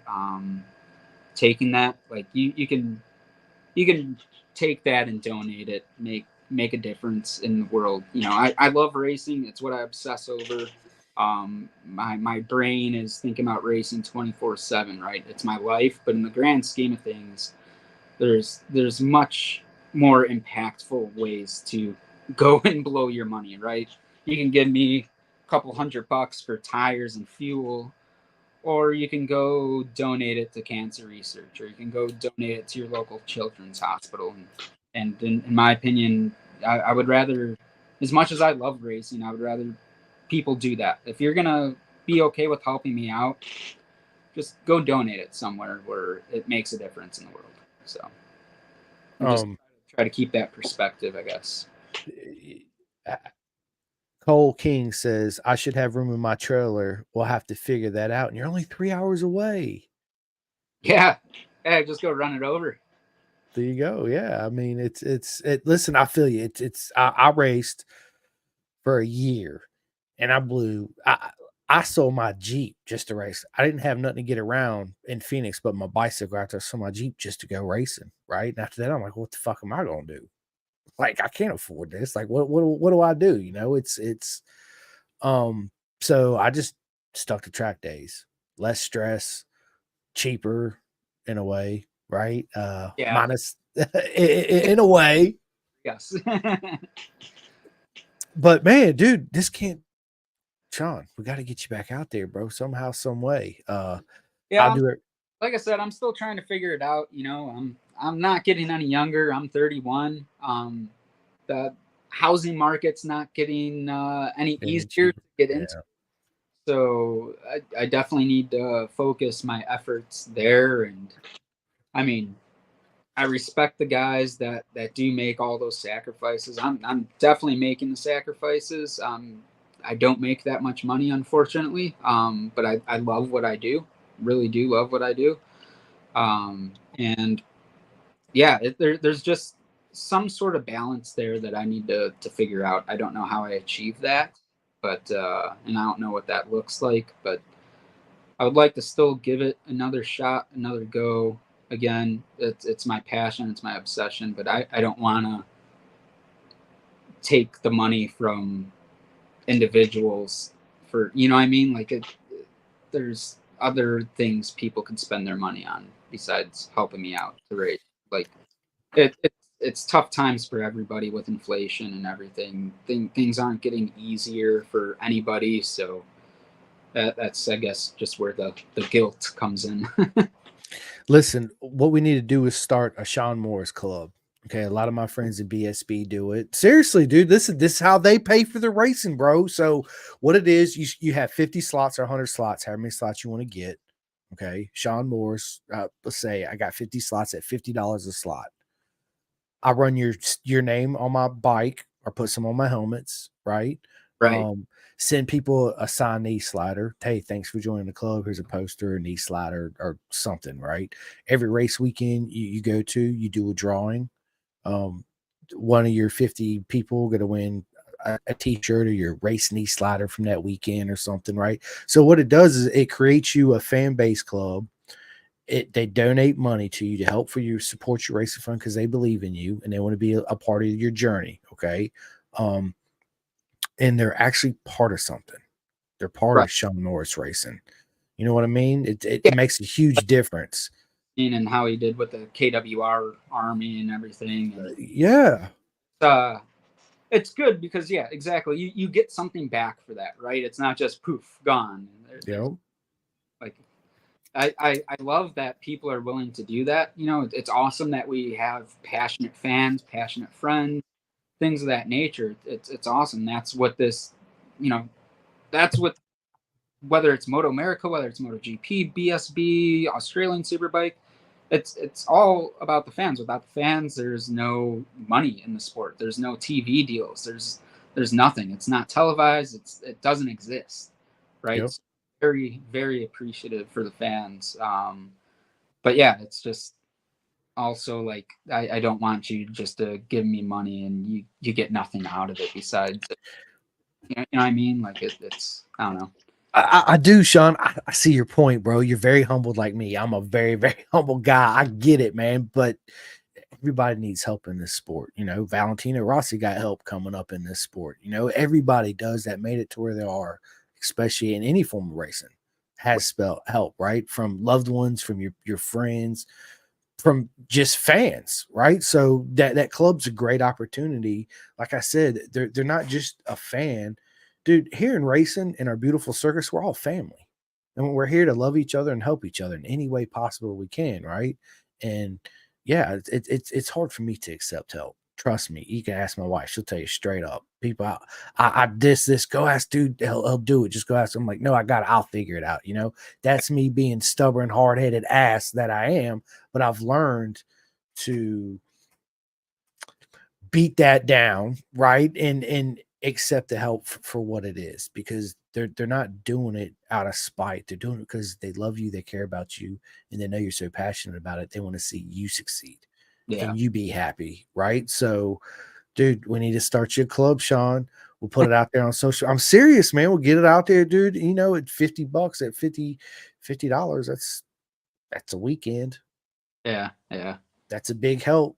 You know what I'm saying? And then next year, I guarantee a quarter of them at least, they're automatically going to sign up. You know Yeah. what I mean? And boom, you just start building your stuff from there. It's trust me, I get help with the podcast. I mean, I didn't know how to do it. I didn't know how to do all this. iHeart, Spotify, this and that and the other, man. I had to reach out. I had to ask people, hey, how do I do this? And instead of sitting here beating my head against a computer for 4 hours at a time trying to figure it out, no matter what YouTube channel and all this other shit I watched, it, I'm not a tech guy. It was like me looking at telemetry. All I see is fucking goddamn different color wiggly lines doing this. I'm like, I don't know. You know what I'm saying? Put a little spaceship down there. We play a little arcade game. I mean, other than that, I don't know. So yeah, it's everybody got help, bro. And we love you and we support you, bro. So that's what we're gonna do. Let's get your club going, man. Let's make this Texas trip happen. You already got a ride with Cole, good buddy, right? I mean, we can make it happen and we'll figure out next year. We'll figure it out. If you want to do it, there's ways to do it. Yeah. Even if you don't want to do the Moto America thing, but you still want to chase those championships out at the regional level, man, at the end of the day, you're road racing and we're having fun. That's what it's about. That's Right. where your heart's at. Because if you just step away now, man, it's going to eat you alive. Yeah. And you know it. I can tell in your voice. Right. Right. That's what I'm saying, bro. So listen, we're in this together, not just me and you, but everybody in the whole community, in the whole road racing world, dude. We'll figure it out, bro. Yeah, We're in this together. I appreciate it, and that might be the only path forward, viable path forward, is having something like that. Because like I said, I need to, every single penny I save right now, I need towards a house. It's not getting any easier. So, but the part of me too wants to just go hop on a Pan America and go race Super Hooligans, right? I want both. I don't know how I make both happen, but yeah. Listen, my dad always told me, man, he was a fighter pilot. There's a will, there's a way. You will make it happen. The rich people get rich because they make it happen. You know what I'm saying? The people that make it and dude, they make it happen. They find a way to do it, whatever, what all cost. And I get it. You want to buy a house, dude. It's a big part of life. It's something that it's a huge step. It's a big responsibility. It's a payment. It's a mortgage. It's a oh shit situation, right? It's fun. You'll get there, man. Life, this is how I see it, man. As you grow older, you realize how short life really is. And I want to have the most fun as I can have, right? And not obviously cause myself to drown in debt forever, but really, when you really think about it, who truly dies not in debt? Even the richest of the rich people got debt somewhere. Yeah. You know what I mean? So I don't look at it that way. I'm like, I just want to have fun. None of us are strangers. We're just friends that haven't met yet. We're here for a short time, not a long time. Let's have fun. Let's be passionate. Let's live that passion. Let's fuel that fire. Because at the end of the day, you sit back and say, what ifs? I shouldn't have done this. I could have been that. Don't say those words. Right. Do that. Be that. Dump that fuel on that fire. Pin that gas, baby. Let's go. Absolutely. You know what I mean? So we'll do it, man. We'll figure this out. Like I said, we're in this together. I'll help you every step of the way as much as I can. I hope you start the club. We'll talk about all this off camera. But yeah 110%, Sean. But yeah, man, listen, we're an hour and 20 into this, bro. I've had an absolute proper mega time. Can't wait to get part 2 down with you so everybody can hear how you made it to Texas and yeah, all that good stuff. So I'm serious, man. 110%. Cole King says I met Sean at a gas station right after I got my MA license. Yeah, dude. So yeah, before I get into the personal questions, what do you think of Cole, man? I see when you two are together, it's trouble. Cole's the man. I helped him out at Road America last year, I think it was, when he was running his bagger. So yeah, we met at a gas station. I was coming back from Blackhawk Farms for a weekend, and yeah, just ran into him by chance. So kind of funny. Yeah, he says I seen his CCS sticker and tracked him down, laughed my ass off. Yeah. That's what I'm saying, man. Our sport's such a beautiful circus. We got there's clowns in every circus, right? But they're still beautiful too. Everybody in our circus has a role to play. Everybody's beautiful. Everybody helps everybody out. Nobody wants to see anybody leave. We're all, again. So, bro, We will absolutely 110% make this happen. But yeah, Sean, bro, you're an absolute legend, man. Listen, you're not the only one out there in your situation. There's Oh yeah. hundreds of thousands of people, Yeah. right? Again, we do it because we love it. It drives us. That's all we think about. That's all I think about. Shit, I barely do any track days. I just don't have the time. Do I wish I'd go out there and do a bunch? Yeah, I do. But my Ducati needs an 848 motor, which I had the money, but I bought an RC51 instead because I always wanted one, right? So now I'm beat myself up. I need to sell the RC51 because I need a new laptop to invest more in my podcast because it's life, right? There's a lot of different angles that come at you at life, and I'm gonna make it happen. We are gonna make it happen, and you're gonna make it happen, my friend, 100%. Because we believe in you, Sean, and I know you believe in yourself. Hopefully I could turn that into reality. Listen, we're going to again put it out there in the world, that the good energy, the good vibes. I'm gonna do this. Yeah, speaking in there's something to that. I definitely believe in that, and in speaking things into existence. Yeah. I think if I didn't have that or had the confidence, there's no way I would have even made a Moto America field. There's plenty of guys at the regional level that are plenty more talented than I am, and capable and have more experience. But I don't know. I've always been that way, even growing up playing sports, speaking things into existence. There's something to that, So, bro, you just spoke it into, yeah, there you go. Well, let's keep doing it. Keep on that wave. Keep riding that good vibe, man. I'm telling you, bro. Listen, how you think I got to where I am, dude? When I first, like, I took over this podcast, I didn't start Pin the Gas podcast. Okay. Jules started it, and then he had a guy named Andy Rowe. I met Andy at VIR. He come up from Florida to go there, and then we got to talking, and we talked about MotoGP ride height and aerodynamics, and he recorded the conversation. And that's when he's like, "Hey, we got a podcast. We do race reviews. You should come on." I was like, "Okay, yeah, I'll try it. Let's do it." And then we did that. And then, I was like, "Dude, let's get the riders on here, right?" And then, yeah, Andy went his own way. Me and Jules did it for a while. Jules got a new job, and I miss the shit out of Jules. He's still Pin the Gas 110%. He's on here when he can be, but he's got a life. You know what I mean? But to me, doing this turned into such a deep passion that I never thought it would have. You know what I mean? And it's been a struggle trying to figure it all out, Yeah, but certain things find you for a reason, right? Exactly. 110%, it just like with you, right? So there's a reason why you're here. There's a reason why you're out there on the track, and there's a reason why you fell in love with our sport, and you still continue and do that, driving that fire. So yeah, get it. 110%. Happen otherwise. It's gonna. Are you leaving? Yes.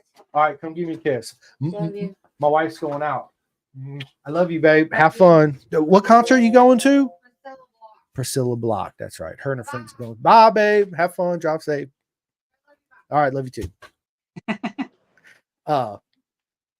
Where was I? My wife come in here and just ruined my whole concentration. Yeah. So figuring out as far as how to get it on Spotify and doing this and doing that, and I'm paying out of pocket. I consider myself in the same category as you guys are. I pay to play. Yeah. I don't get paid to do this. I pay. That's the dream at the end of the day. Just like you, the dream is to get paid to go road racing. The dream is to get paid to get podcasting. But to me, it's not something that I go out and seek. I do it because I love to do it. It's a passion of mine. And I feel like if I went out there and sought all this sponsorship, it'd be a job now, right? It takes something away, and then people would notice that, right? I just want to do what I'm doing right now, focus just exactly what I am, one foot in front of the other, my love and my passion for it, keep putting it out there, and whatever comes along is just a bonus to me. You know what I mean? Right, yeah. Good way to look at it. But I also speak it into existence too, because I really wanted it to work, and I'm always very humbled how much people love the podcast, right? It's even hard for me to say it because I'm such a humble guy, or I go out somewhere and, somebody wants a picture, dude. It's like, that's not what I look. That's not what I sought after to begin with. Right. That don't I don't seek for that. Okay. It's very humbling. It's an absolute honor. You know, it just makes me feel like I am where I'm supposed to be at, and I'm doing what I'm supposed to be doing. Same thing with you. You know what I mean? Right. Absolutely.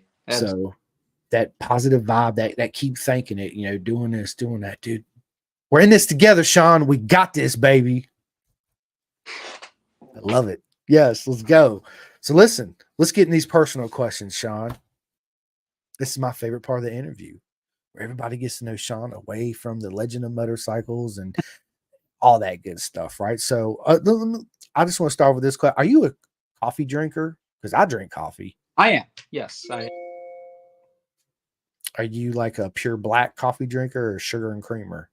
Sugar and creamer. Yeah, definitely. Still a relatively new coffee drinker. Used to drink teas mainly, but yeah, it's more American if you drink coffee. So American, I like it. More American, you drink some coffee. I love it, dude. I like cold coffee too. So in the winter, yeah, of course it's warm coffee, but in the summertime I like to do cold coffee, man. And I try to not eat as much processed sugar.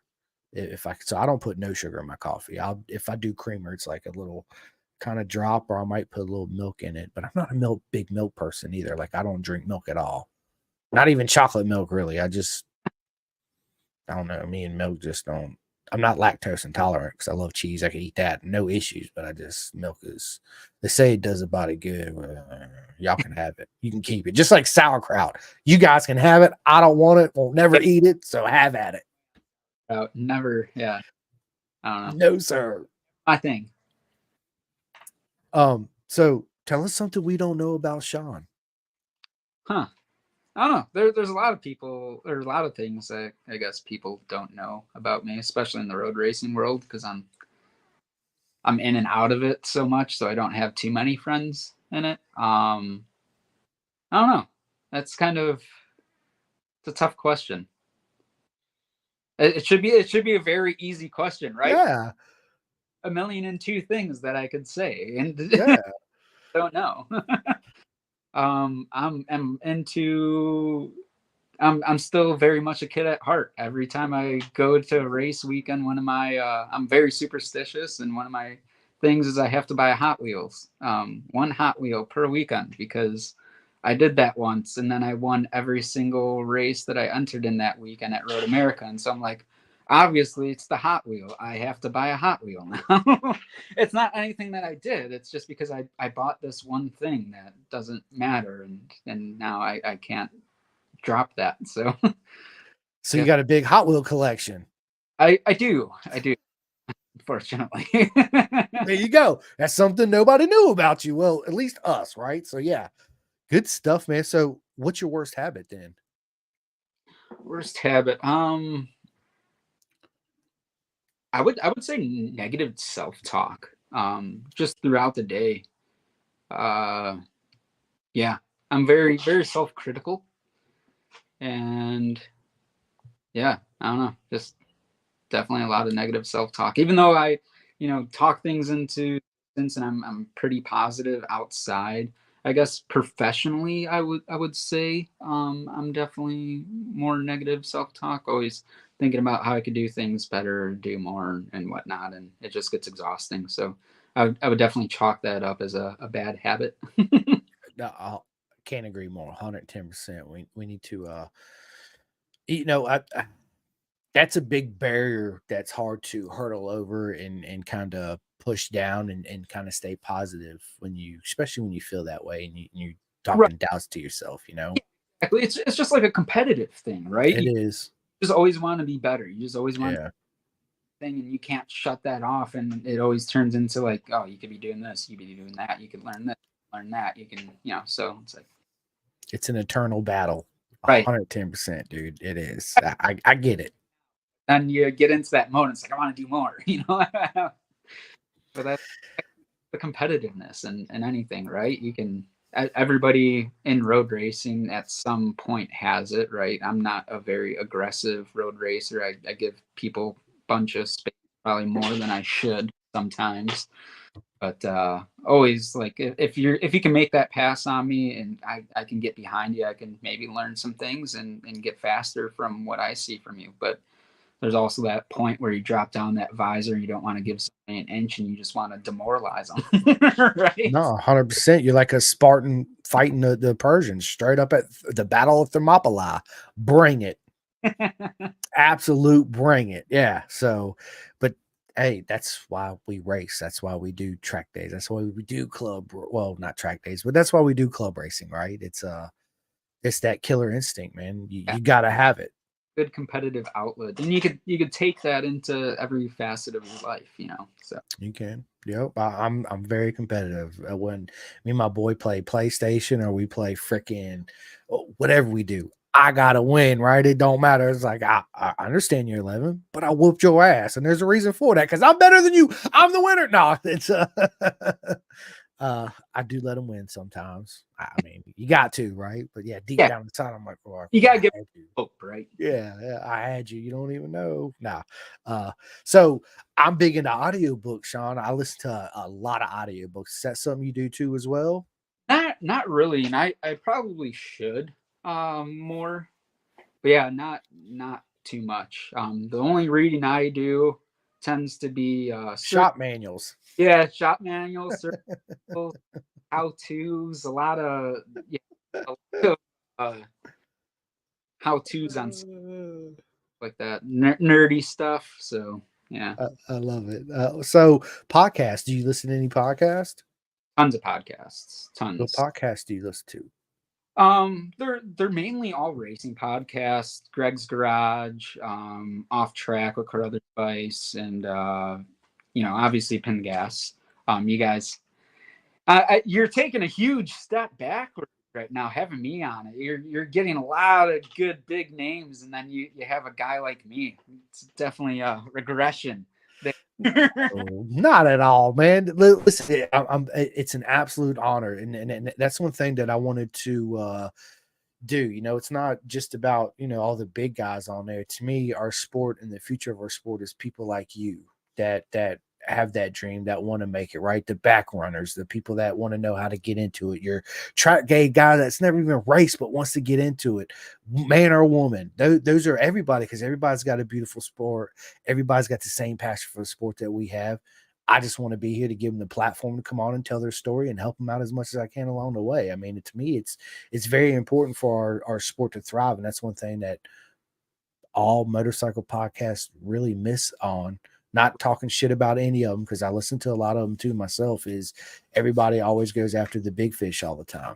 Right. Yeah. All the time. You don't hear 15th place. Shit, you don't even see them on TV unless they're getting passed, right? So they're missing so much. It's just like their YouTube. What's it called? Drive to Survive. Is that Oh, it? yeah. It's something like that. Pressure to Rise. Pressure to Rise. That's it. Okay. Listen, it's fucking fabulous, but you know what you guys suck ass at? You only show the same 5 or 6 people. You need to do Junior Cup. You need to do Twins Cup. You need to do Super Sport. You need to do Super Stock. When they do that series, they need it on there. Yes, it's an hour long, whatever it is, but you need to take 5 minutes to do Junior Cup, 5 minutes to do Twins, 5 minutes and do this. You need to include the whole Yeah. circus I with it. because like the optics of it, they're trying to make it look bigger than what it is. I'm not saying that it's not big or anything, but you want to focus on the most professional personalities in the paddock, right? And bring that. But yeah, you also there needs to be a balance achieved there where you work the smaller guys in the paddock and show the other opposite end of the spectrum, right? Because what's really separating you from watching any media on ASB or BSB or World Superbike, like it's always the big guys, right? It's always the big guys. I think that Moto America could have, the opportunity, and they have potential to do that and have maybe a different series, not Pressure to Rise, have some sort of separate series where you follow along the grinds of, the privateer and the average person, where somebody who, like, from my perspective, I guess I've watched motorsport my whole life, but never understood what it takes to go do that and see not the people with the NASCAR haulers and the teams that have the bigger budgets. Granted, they use every bit of that budget, right? I'm not saying that they're just swimming in cash, but it would be nice for, I think, the average fan to see the other side of the story. And I think they would gain more of an appreciation for the sport, and it humanizes it a little bit more. And I think you can potentially grow the audience that way. So, Oh, 100%. That's why I get road race dads on here to talk about the cost of coming from SFL Mini, trying to make it in a junior cup. I mean, it's like real world. Let's have a real conversation. That's something that's missed out. You know, everybody has this fantasy that just because you got a full leather suit on that's custom and you got some patches on there that you're making $100,000 a year. They're like, nah, bro, they're paying $100,000 a year to do this. So right. it's yeah, facts. So that's a big misconception in our sport, you know, to think everybody gets paid, and that's just not the case. Now, back in when Ben Spees and Matt Milan and Miguel Duhamel and Jamie Hacken and all them, Pascal Picot, Ben Bostrom, Eric and all them, yeah, a lot of people were getting paid. They were making a living. You know, now it's post 2008, post that recession. Yeah, the money's just been out of it. And facts. Yeah, you're completely right. I think the average fan, even the average Moto America fan who's actively engaged in following in the sport, doesn't really realize what it takes behind the scenes. Because I think you're completely right. They see your sponsors on the suit, and you're like, oh, you're getting paid by these guys. How much do they pay you? What's your salary? And it's like, yeah, they would be shocked. You know, they would definitely. They learned. I'd be like, well, so far my bank statement is negative 35 grand so far this year. So it's not, there ain't no positives to it. Right. But I'm here having fun. That's it.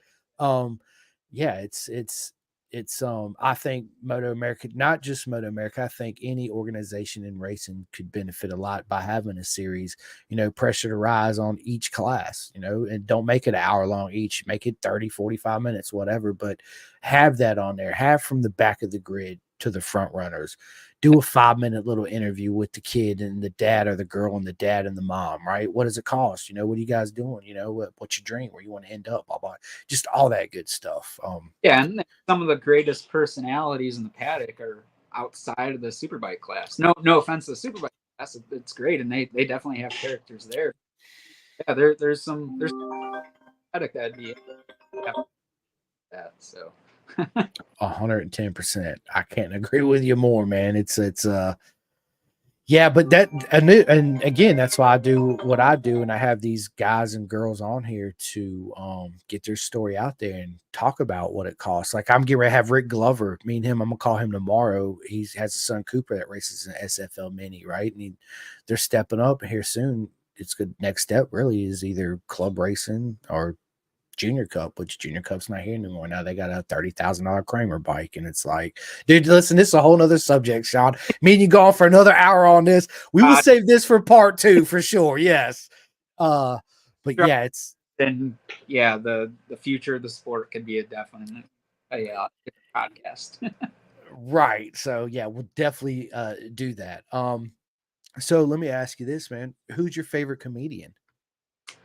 Whew, that's a great question. That's a good one. I have a lot, so that's why it's really tough to answer. And I have a lot that are just completely different from each other. But for whatever reason, the first 2 names that pop into my head are Stephen Wright and Dave Chappelle. Yes. Legends, absolute legends. My old time favorite, man, it is because I like so many comedians, but every time I say that question, George Carlin's the first one that pops in my head. So classic. Robin Williams too. Like, that's old school. Eddie Murphy too. Like Eddie Murphy. Raw and delirious. Yeah, man. Yeah, buddy. Good stuff, man. So look, what's for dinner tonight, Sean? That's a great question. I have no clue. My girlfriend's probably not pleased with that answer, but she's looking at you right now like, you better come up with an answer. Goes to work here soon, and so yeah, I'll figure it out. I always do. just like we'll figure out Texas and road racing, right? Yes, let's go.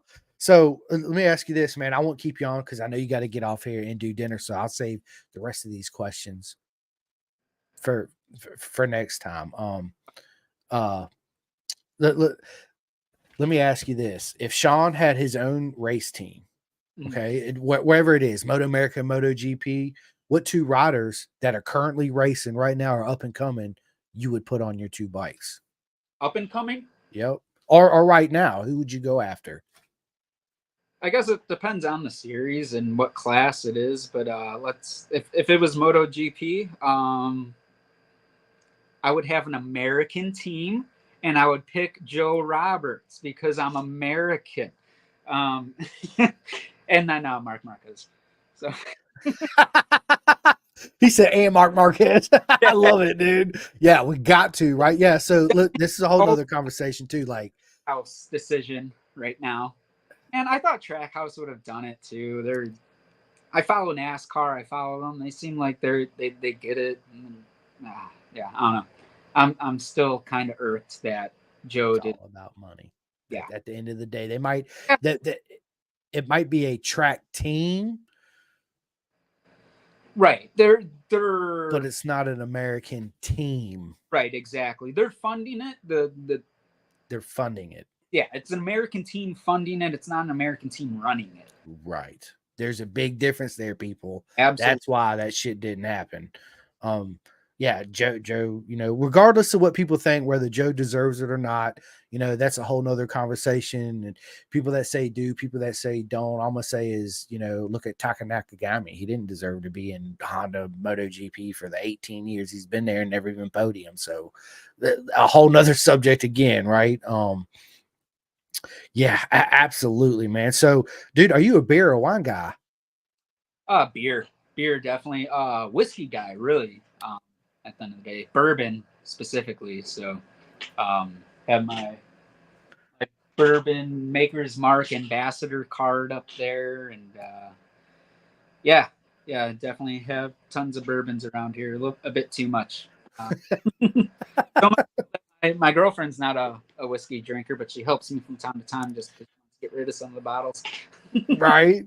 She's like, you know, I'm gonna help you out on this one tonight. That's awesome. I love it, dude. So listen, if you had a private track day and you can invite any three people, what three people you bring into your track day? That's a good question. I've heard you ask it before, and I just haven't really put too much thought into it. I guess one would be Michael Jordan, just because it's MJ. I don't really care about pace or anything like that. It would just be cool to hang out with MJ. Mark Marquez, just because I'm a Marquez fan. And I don't know, Garrett Gerloff maybe, just because he seems like a cool dude, funny dude. So I guess I'm going All-American. I'm just gonna keep the All-American theme going here. I love it. I love it, man. Do you have any tattoos? I don't. I need some. And if I got out of racing, that's probably where the money would go. I'd probably be covered in them. So be like another Aaron Canet walking around, neck down, baby. That's the guy who should be in MotoGP too. Oh, that's awesome. What is your all-time favorite meal? That's another really good question. It'd be a toss-up between like a good filet mignon or tacos. Everybody loves tacos and a filet mignon, right? But hopefully you're cooking that medium rare. Absolutely, yeah. The only way. I got that down to science. I think I'm pretty confident in my steak cooking skills. That's my thing. Me too, right? So I don't even use a thermometer. This is your natural thermometer, right? So this is rare. That's medium rare, right? Oh, that's there's medium. Even easier. Well. Easier way. Just get a sous vide. Yeah, there you go. For a couple hours and then sear it. It's pretty foolproof. I was able to figure it out, so I'm pretty sure anybody. Thank God for YouTube, people, and Google. Celebrity crush. Everybody's got one, Sean. Who's your celebrity crush? Who? Emma Stone. Emma Stone. I like it. Yeah. I like it. What do you do for work? I work for Harley Davidson. I don't know if I can't say any of the specifics. I didn't get clearance to talk about any specifics, but I work for Harley Davidson corporate is what Nice. I like it. Good stuff, man. Got a good job. It's fun. I bet it is. Are you PlayStation or Xbox? PlayStation. What's in the console right now? What do I have loaded in? I have the majority of the stuff on like digital download, but I think I have Red Dead Redemption in there. Such an awesome game. Mainly, and that was my sim of choice, just because I didn't have a steering wheel or anything until a couple months ago.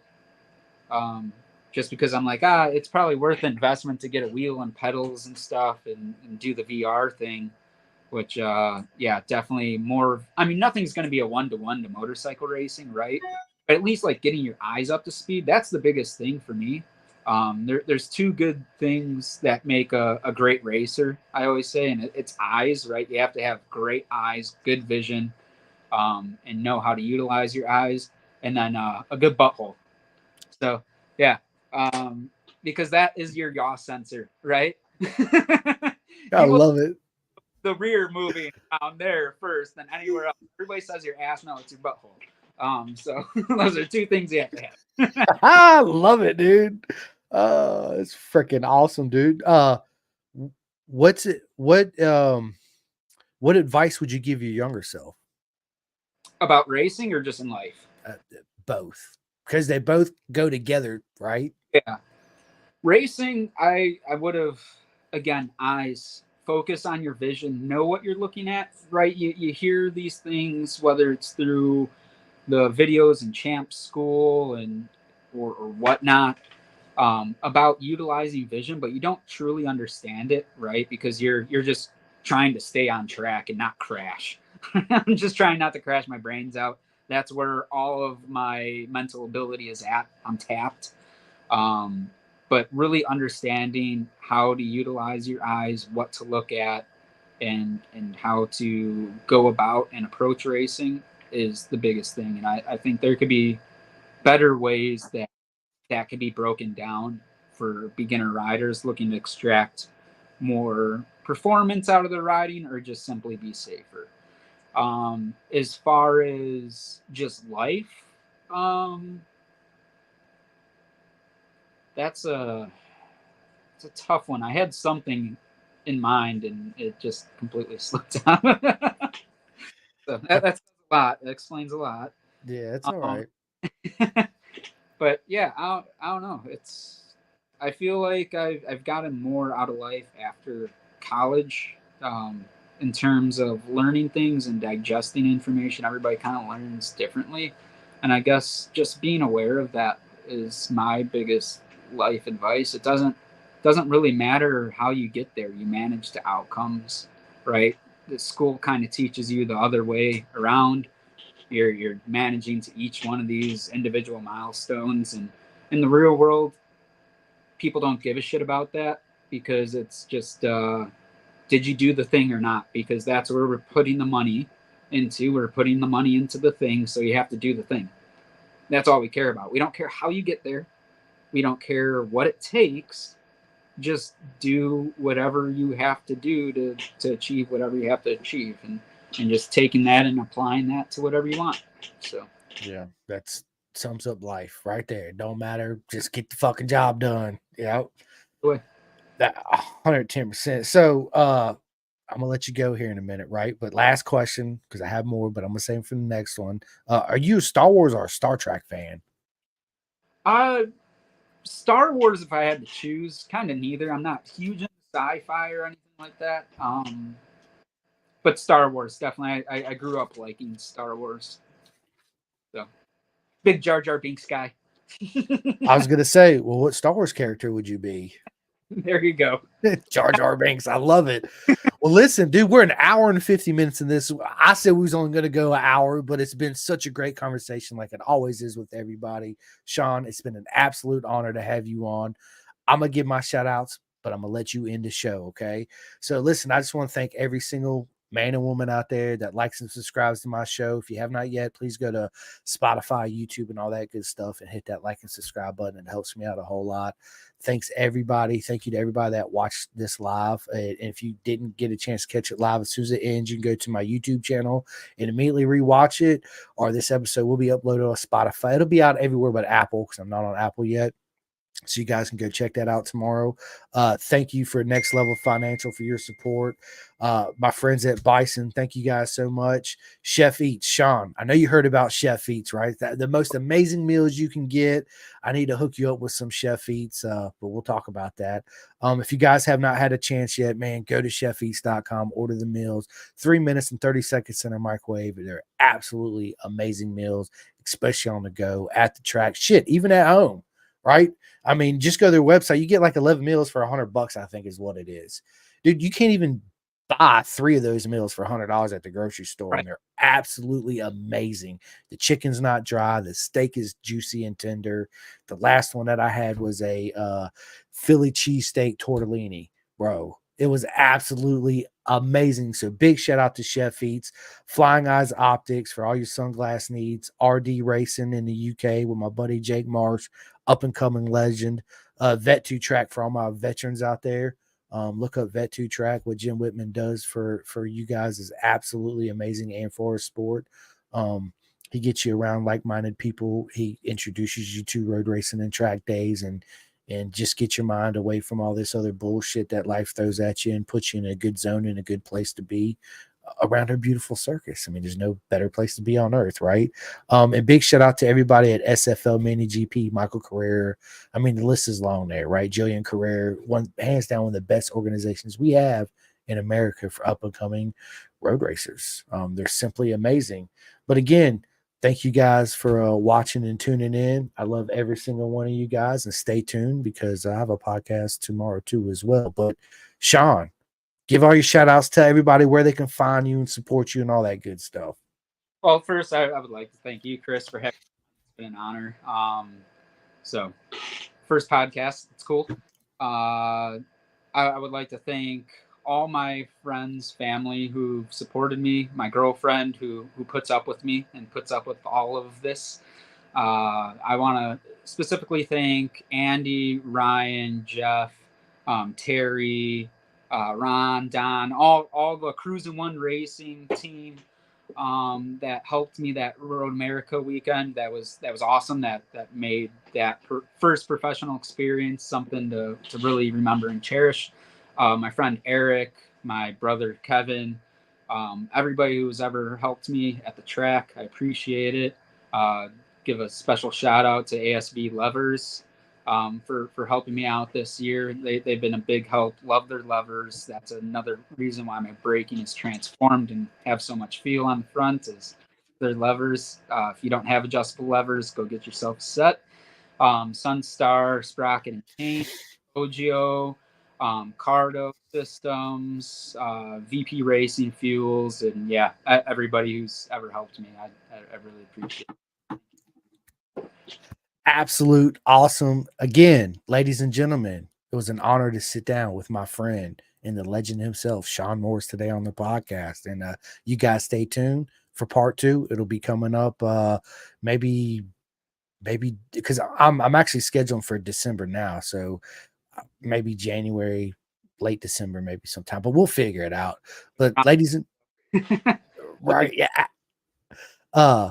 But thank you so much, Sean. Absolute been an honor to have this chat, and been looking forward to it since I reached out to you, and you was like, fuck yeah, let's do it. And I'm like, yes, let's go. Right. So yeah, it's been a great time, man. And I really appreciate it. You spending this 2 hours with me on this Friday afternoon. And say hi to your girlfriend. Please don't kill him. It's my fault yeah. So tomorrow, so we'll make it. That's right. I love it. Right. So ladies and gentlemen, the absolute honor to sit down again with the legend himself, Sean Morris. All right, Sean.